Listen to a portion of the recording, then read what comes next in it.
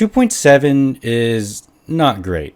This is the strangest version that I've been through in Wuthering Waves, and it certainly feels like a low point in the game. Which is ironic because this is the conclusion to an amazing story that began all the way back in 2.0. You see, after having gone through this patch, I should be excited for what's to come in WuWa, but instead I feel apathetic? You know what, I'm getting ahead of myself. Let's just talk about 2.7, starting with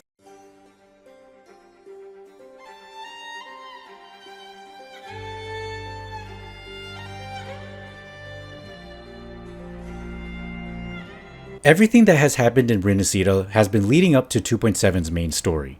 Kuro needed to create the ultimate conclusion where everything that has happened in our journey throughout 2.x has to pay off, where all of our questions and mysteries has to be revealed in a satisfactory manner.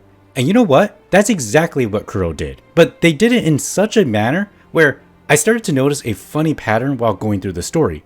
Primarily in the first half. Basically, the pattern was along the lines of having someone split an answer key into fragments containing 1 to 2 answers to my questions about Renesita, and passed one fragment to every character involved in the story, and then have them wait in a line where one by one, they will come up and tell you what's on their piece of paper. Like in the story, the fake Primus will come up to you and say, "Ah, I see you are here, let me tell you what you are holding on your person." And then it'll be the Sentinel's turn to go up and say, "It's time for me to reveal the past of Renesita." Then it's Galbrenna's turn and she'll be like, "It's time for me to tell you the true nature of the Leviathan. Oh yeah, here's an extra credit question about the first tyrant of Septimont given to you by Avidius. Don't worry, his mystery will be solved very soon." But you get the idea. It felt like a repetitive loop of a different person giving me some kind of answer. Sort of like playing hot potato with an answer key. I will say that the part where Imperator revealed the true past of Renesita was a really cool section, but for the other times where a character is giving us the answer, it feels like we're just standing there exchanging notes. And it doesn't help that the overall pacing was really fast, where we go from one answer to the next. I don't think I even remember most of what happened in between the moments where people were giving me answers. Things happened one after the other without letting the scenes breathe, but I guess better a fast-paced story than one that runs on a snail's pace. Not a high bar, I know, and maybe it's exclusively a me problem, who knows. Like, as much as there were great moments here and there, it felt like everything I went through in the first half was like a whirlwind to a point where when I looked back, the whole thing felt like a blur. Take for instance when it came to us hunting Galbrenna. Apparently we're supposed to be angry that she killed Cardathia, you know, a normal reaction to a friend of yours getting killed out of the blue, and it's decided that we'd go on a hunt to take her down. But it didn't take long for us to be pretty accepting of Galbrenna.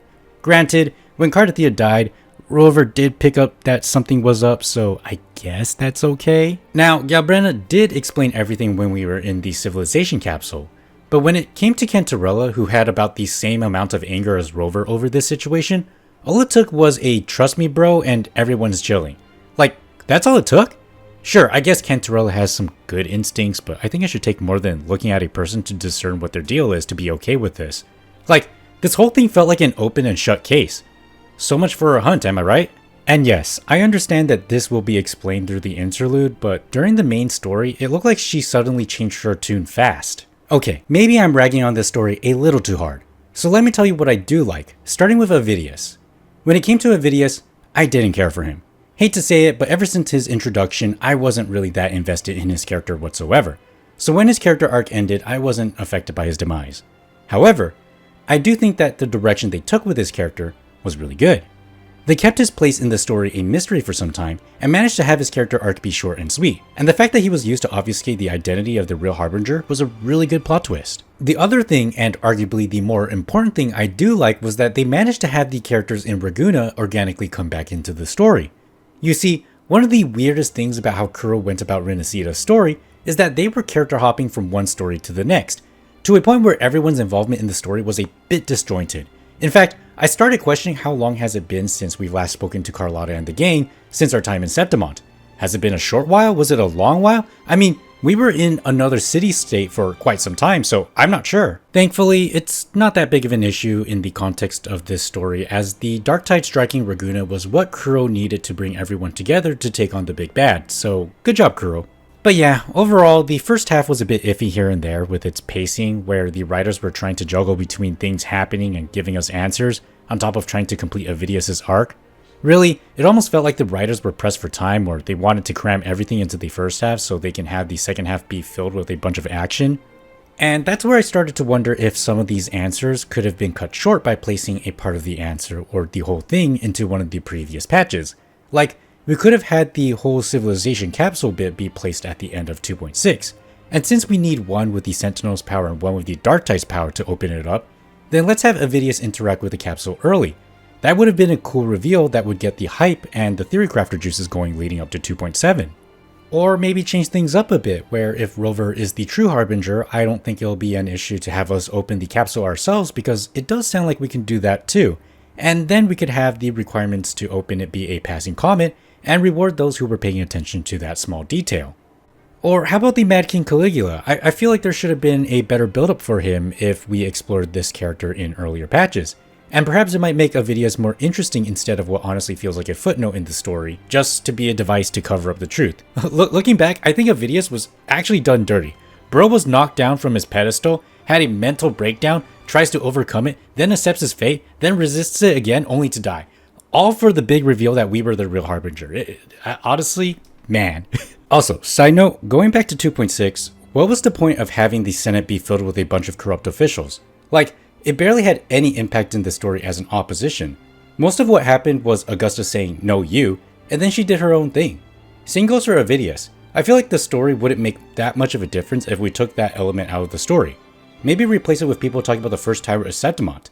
That way, we could set everything up for Avidius' conclusion instead of having him exposit about it in 2.7. Anyway, the way the mysteries were solved in this story made me realize how the story beats could have been organized better. Not just for 2.7, but for the entire Renacida arc. They could have spaced out the reveals a bit more, which would help push the pacing to be a bit more balanced. Because at the moment, it feels like we're having a bunch of answers be crammed into one section of the story, just so we can speed our way towards the conclusion. Speaking of which,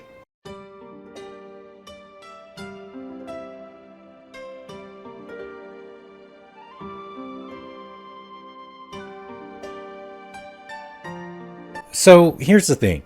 The pacing in the second half of the story was much better compared to the first, and it was nicely put together. However, my experience with this story was choppy. Understand that I played through the entire thing on day one, so maybe what I encountered won't be a thing later down the line, but I still have to point it out.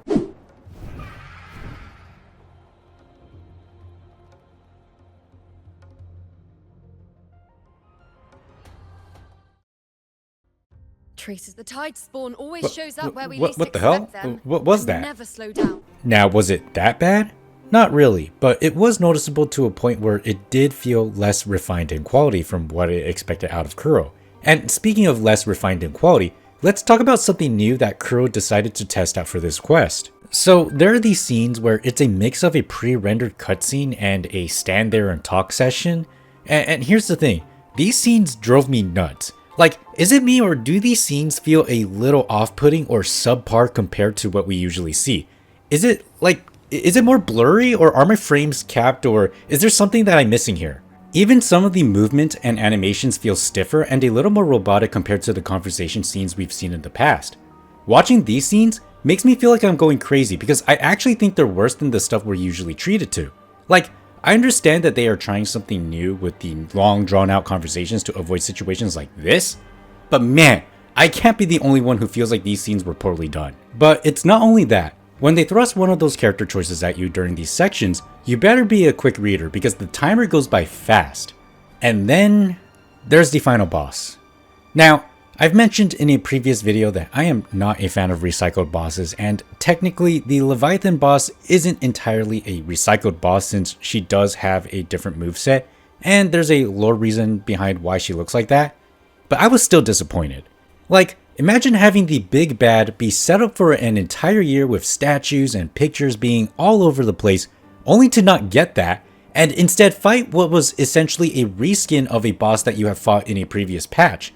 Like, where was the Leviathan that Cardathea fought in her PV? I want to fight that. Personally, I feel like they dropped the ball here. But at the end of the day, all that I have said about this story were just minor grievances. The truth is that this story was a fairly decent ending to the whole Renacida arc, and everything that happened in the second half was very well done. Like, they finally deserved the Avengers Assembled moment, the callback was really cool, and the climax was epic. They even added a gun run section to spice things up, which, as a PGR player, is kinda gratifying to see in WuWa. Look, As much as I have some issues with the story, there are plenty of good things going on as well. So overall, I think 2.7's story was a good conclusion to the Renacida arc.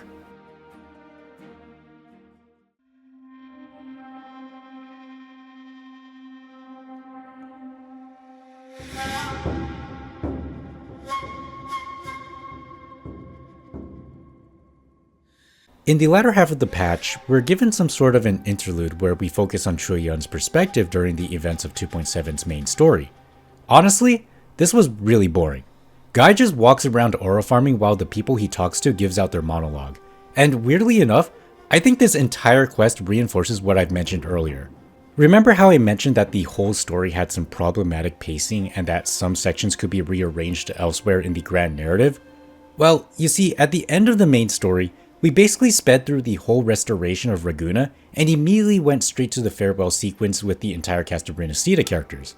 While this farewell section was good, I thought that it was weird that we immediately came back to Renacida right after to start Chul-Yun's quest. But as it turns out, this quest takes place before we do the whole farewell sequence. Now, that's not entirely a problematic issue, but it does expose that something is up with how Renacida's story was put together. Like, during the actual main story, Chul-Yun was there to pass off the lantern thing and fight off Scar. Beyond that, he's just a side character compared to the others in the arc. But for some reason, this dude gave off main character vibes when he pushed his way through the crowd just to get to the front so he can say some final lines to end the arc. Like, this guy barely has any screen time. Like, who does he think he is? This calamity ends here. For good.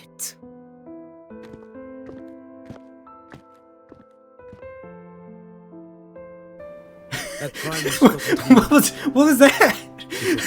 Out of my way, ladies. The man is coming through.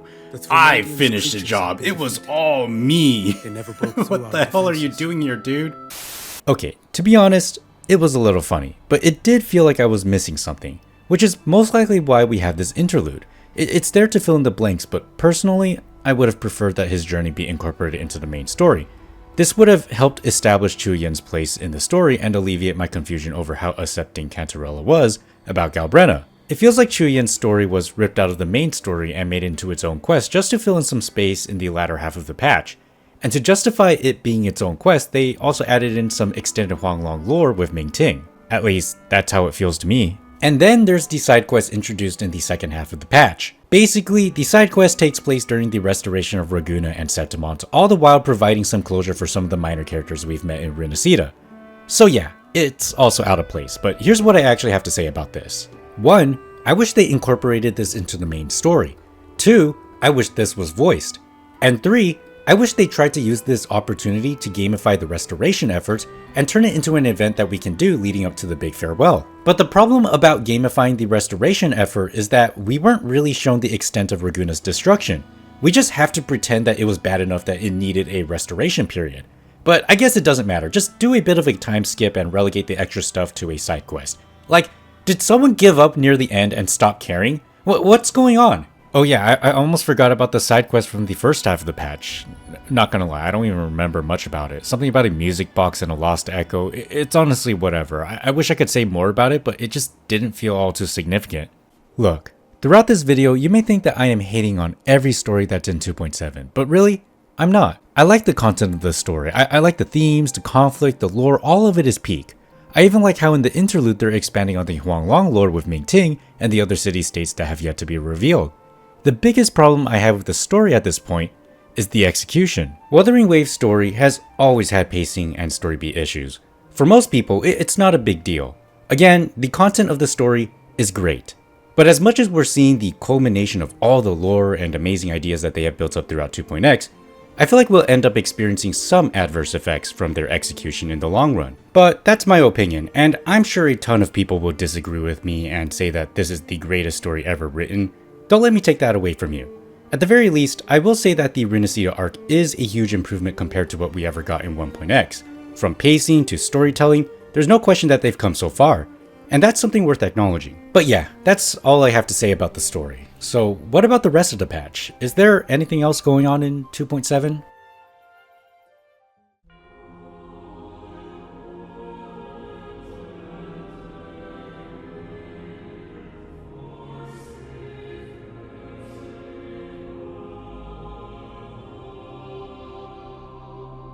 There's nothing here.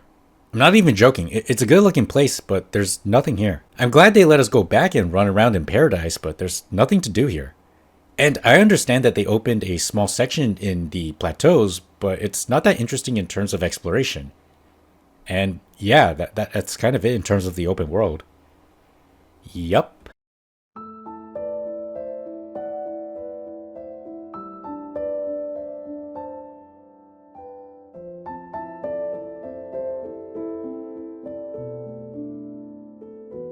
The events in 2.7 are some of the lamest events that has ever graced the game.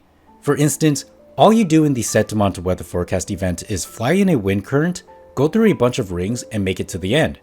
And here's the thing, you can literally do the whole thing and get the full score by not pressing any input. It's just free asteroids for AFKing. Then there's this Vampire Survivors minigame, and apparently you can AFK in this one too, but you can make it go faster by moving around, getting coins, and getting buffs to make your character powerful. And oh my god, do I want it to be over fast. It's boring, bland, and pretty surface level. In fact, it was so bad that I didn't even want to get all the rewards from this game mode. Maybe I'll get around to it, but it's going to feel like an awful waste of time and the effort isn't worth it. Then there's the freeze frame event where you take pictures of various characters doing specific moves. This is just a crappy version of the Trials of Simulacrum. If you know your characters have stylish combat moves, why not put in the actual Trials of Simulacrum and test how far a player can go to demolish a boss while aura farming? The fact that PGR has it and somehow Wuthering Waves has a scuffed version of it boggles my mind. And that's it. That's all the events we have for 2.7. No combat events for the casuals to mess around with, no events related to the story like a restoration management simulation for Raguna, nothing special that defines a patch other than the fact that we finished the story. I don't get it. Wuthering Waves has a good looking world, it has good combat, but the problem is, with so much potential, it looks like Wuthering Waves doesn't even want to take full advantage of it.